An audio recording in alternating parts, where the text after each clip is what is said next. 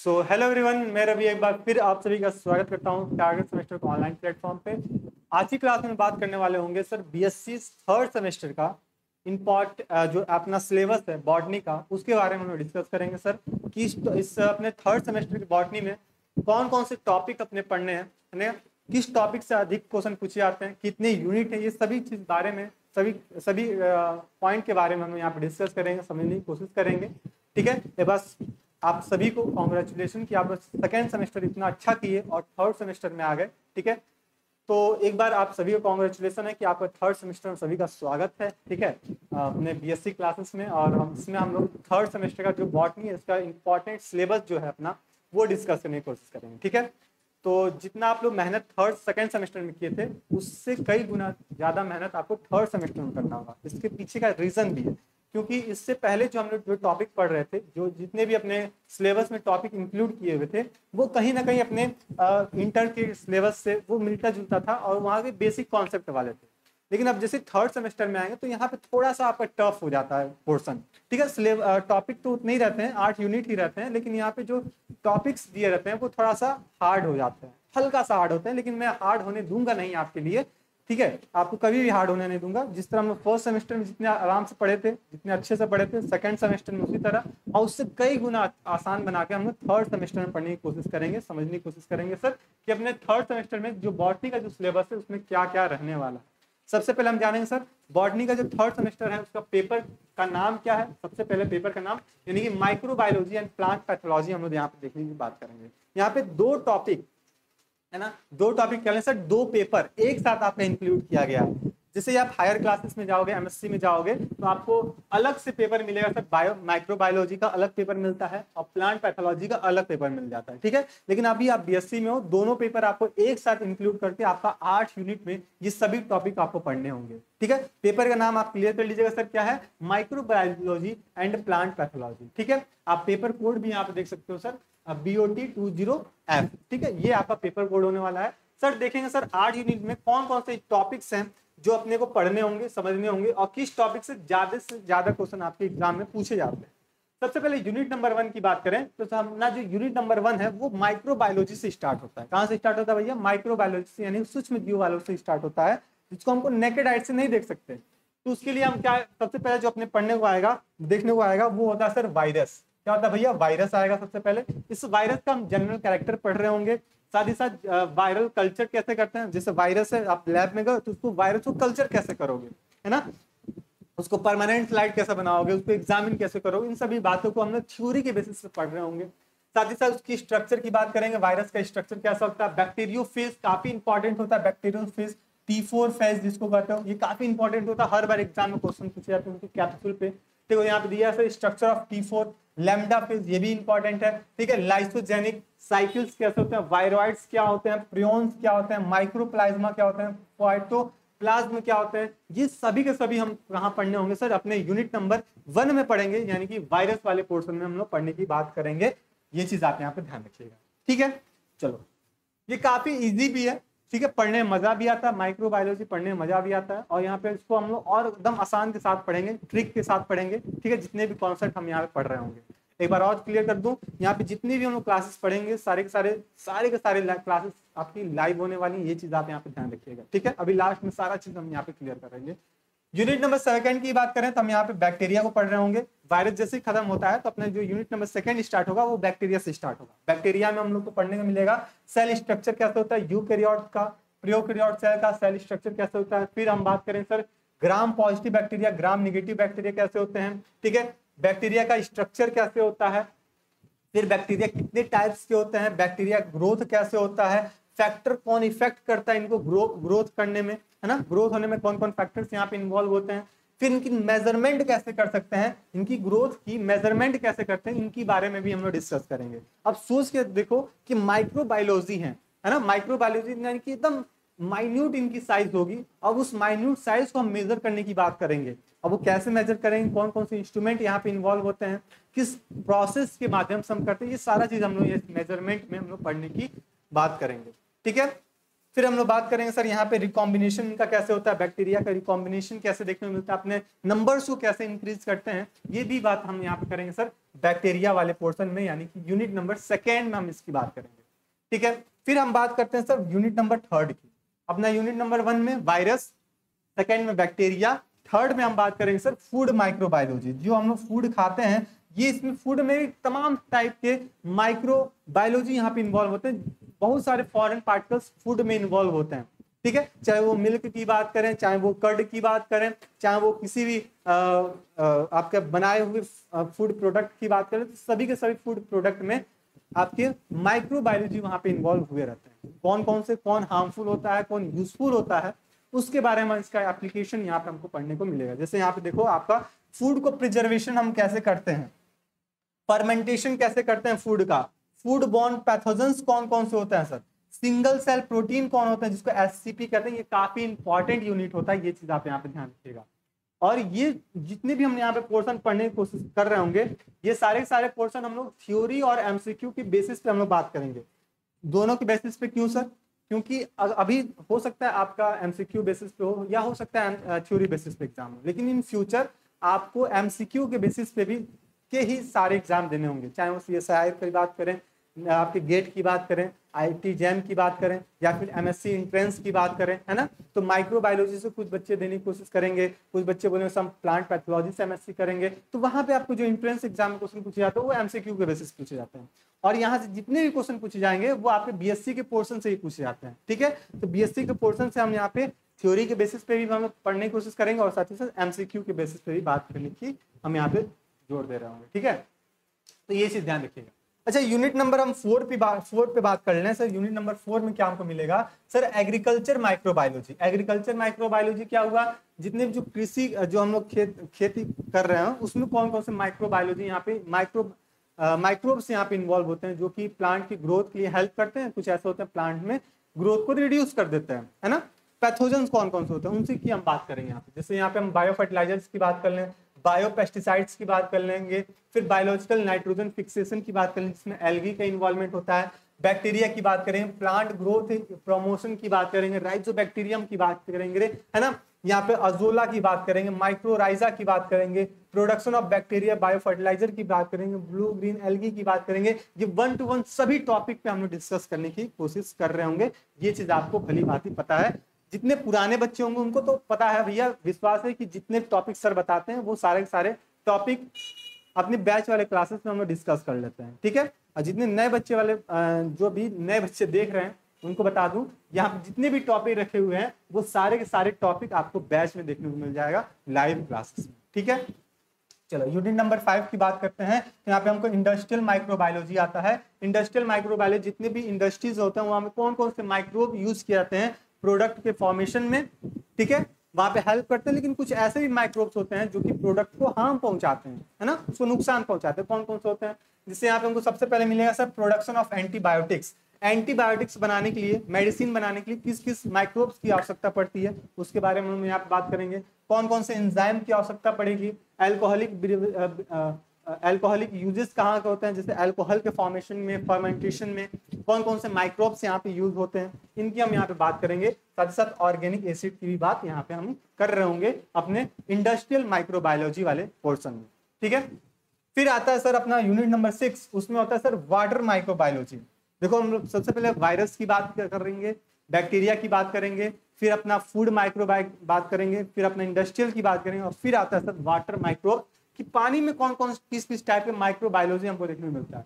तो पानी की अगर बात करते हैं तो microbiology of water, water borne disease कौन कौन से होते हैं, water purification, waste water, sewage disposal, bioremediation, ये सभी के सभी टॉपिक आपके काफी इंपॉर्टेंट होता है, और ये टॉपिक पढ़ने में इंटरेस्ट भी आता है, मजा भी आता है, क्योंकि ये सब चीज अपने आसपास देखने को मिलता है। ठीक है, अपने आसपास का सारे एग्जाम्पल हम लोग यहाँ से कोरिलेट करते हुए इस टॉपिक को हम लोग इस पूरे माइक्रोबायोलॉजी को कवर करेंगे। ठीक है, अपने आसपास में तमाम सारे माइक्रोबायोलॉजी हो हैं, लेकिन हम अपने आंख से नहीं देख सकते।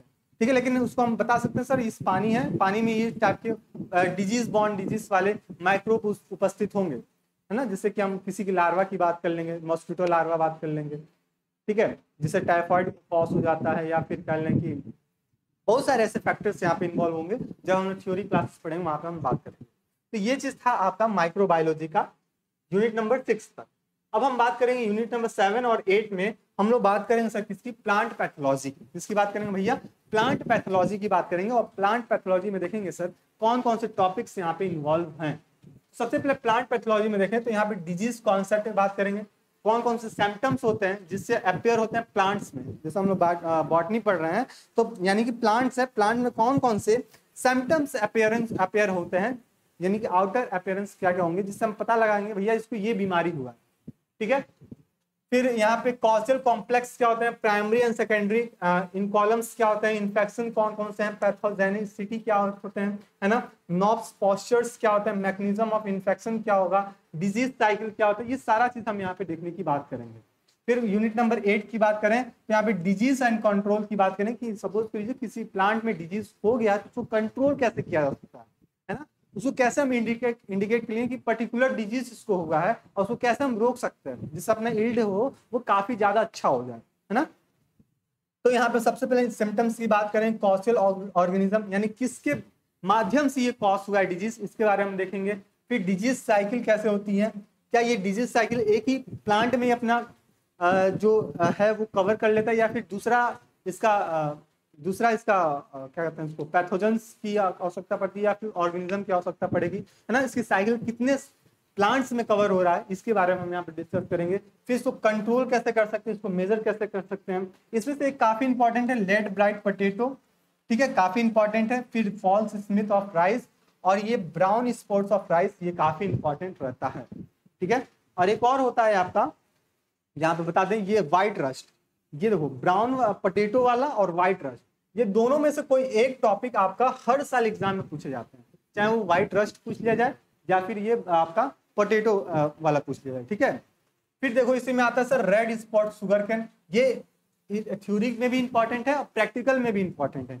जब आप हर्बेरियम फाइल बनाते हो पैथोजेंस वाला तो वहां पे इसको इंक्लूड करना होता है, ठीक है। तो ये चीज आप ध्यान रखना। तो ये red spot potato sugar cane वाला इंपॉर्टेंट होता है, ठीक है। फिर हम बात करें सर मोज़ेक डिजीज टोबैको का, ये आपके थ्योरी में काफी ज्यादा पूछा जाता है सर, टोबैको डिजीज या फिर मोज़ेक डिजीज, ठीक है।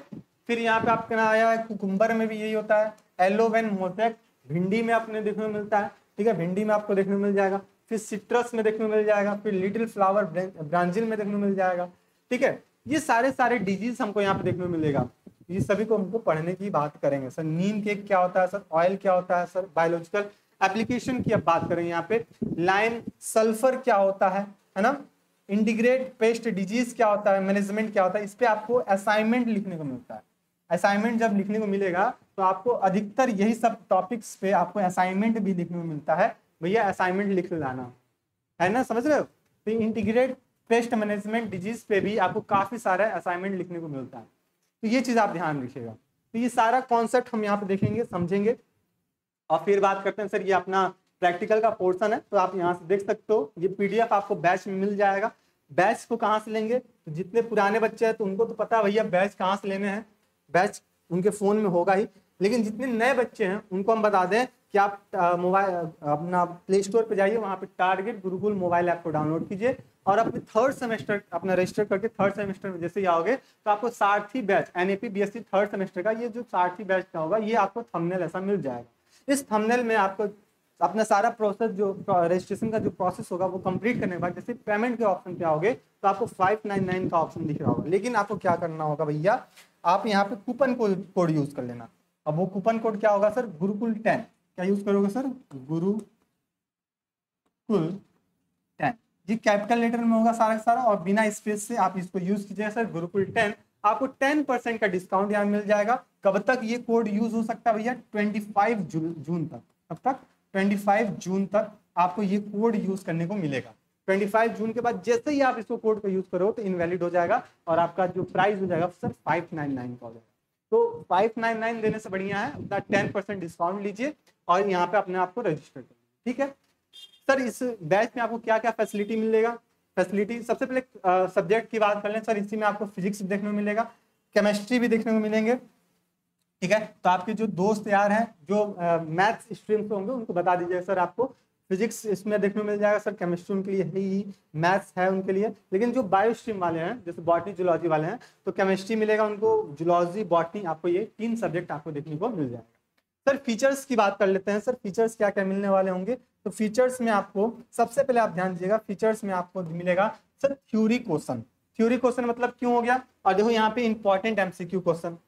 अब आपका एग्जाम थ्योरी बेसिस पे हो या फिर एमसीक्यू के बेसिस पे हो, किसी भी मोड में हो, आपको यहाँ से आपको दोनों मोड में आपको प्रैक्टिस कराए जाएंगे। आप दोनों के लिए अपेयर रहिए, एग्जामिनर आपको जैसे भी क्वेश्चन पूछे आप उसके लिए रेडी रहिए। ठीक है, ठीक है, बात समझ रहे हो। तो अभी हम थ्योरी क्वेश्चन हो रहा है, तो आप इन फ्यूचर किसी एग्जाम की, एंट्रेंस एग्जाम की तैयारी कर रहे हैं, तो वहां पे एमसीक्यू जो क्वेश्चन आपको यहाँ पे मिला रहेगा उससे आप वहां पे प्रैक्टिस कर सकते हो। ठीक है, फिर आपको क्लासेस मिलेंगी, और एक ध्यान देना यहाँ पे इंक्लूड कर दूं, जितनी भी क्लासेस होंगी वो सारी की सारी क्लासेस आपकी लाइव होने वाली हैं।